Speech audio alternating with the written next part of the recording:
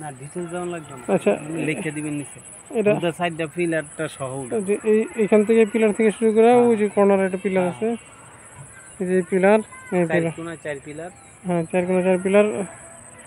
এই রেট 5 শতাংশ 5% জায়গা আর কি, রেট 3 লাখ টাকা শতাংশ। 3 লক্ষ টাকা করে পড়বে আর কি, হ্যাঁ শতাংশ শতাংশ 3 লক্ষ টাকা। আর হলো সোনারগাঁতে পড়ছে না? হ্যাঁ এটা বন্দর থানায় পড়ছে, বন্দর থানা না, ঠিক আছে, বন্দর উপজেলা। বন্দর উপজেলাতে পড়ছে আর কি। আর ওই সামনের জমিটা ওটা 16 শতাংশ, 16.5 শতাংশ, 16.5% না? ওটা ওটা রেট কত?